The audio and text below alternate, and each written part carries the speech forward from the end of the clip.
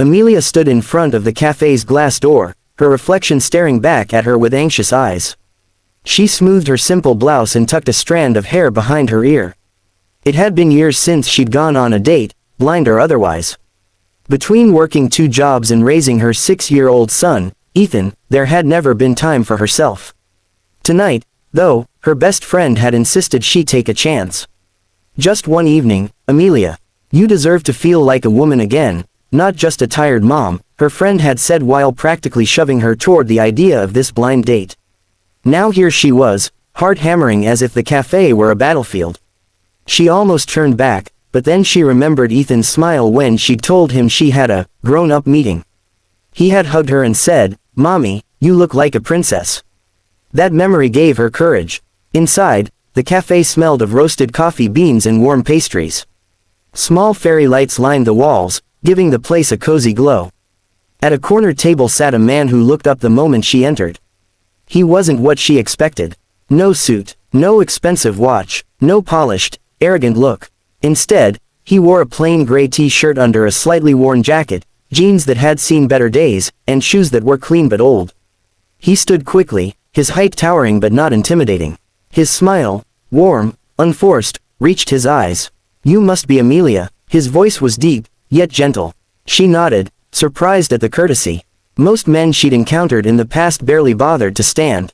"Yes, that's me. And you must be Daniel." "That's me." He pulled out her chair, an old-fashioned gesture that made her cheeks warm. They sat down, and for a moment, silence hung in the air. Amelia fiddled with the strap of her handbag, wondering how to start. But Daniel beat her to it. "So, Amelia, tell me about you. What makes you smile?" The question caught her off guard. Not, "What do you do?" or, "Why are you single?"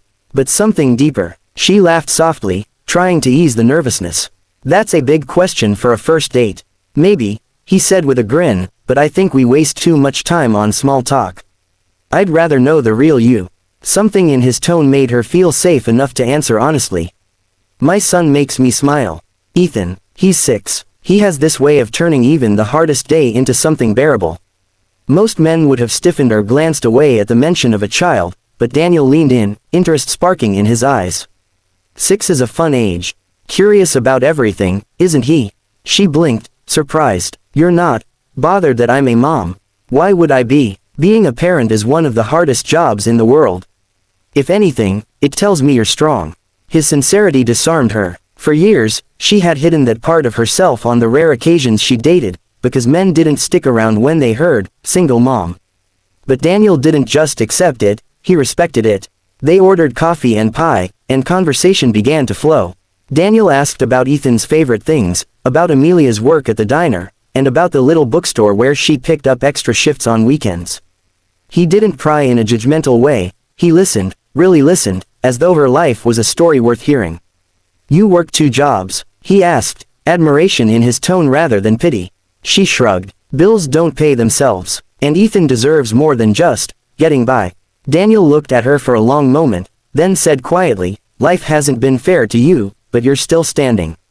That kind of strength, most people never find it." Amelia's throat tightened. She wasn't used to being seen that way.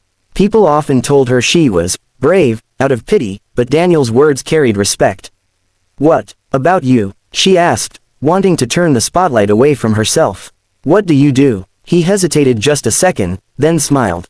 "Nothing glamorous. Odd jobs here and there. I like to keep things simple."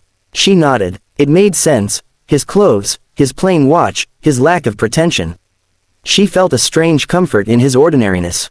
Unlike men who tried to impress with flashy stories or expensive gestures, Daniel seemed real. They shared dessert, laughing when he accidentally dropped a crumb on the table. The laughter came easily, surprising her. For the first time in years, she wasn't weighed down by worries about rent, bills, or exhaustion. She felt like a woman again, not just a mother, not just someone struggling to survive. As they left the cafe, Daniel walked beside her, his pace matching hers.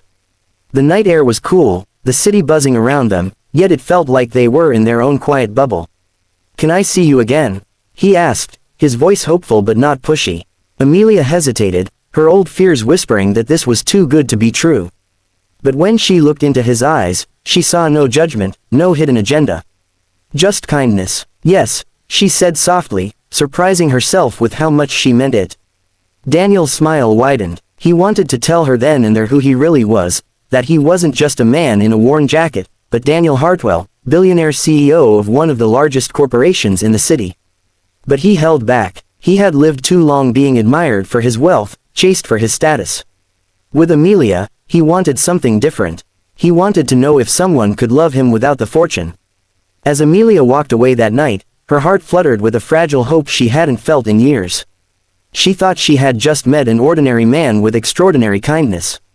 She didn't know that the stranger who had listened to her with such care was a man whose name carried power and wealth beyond anything she imagined.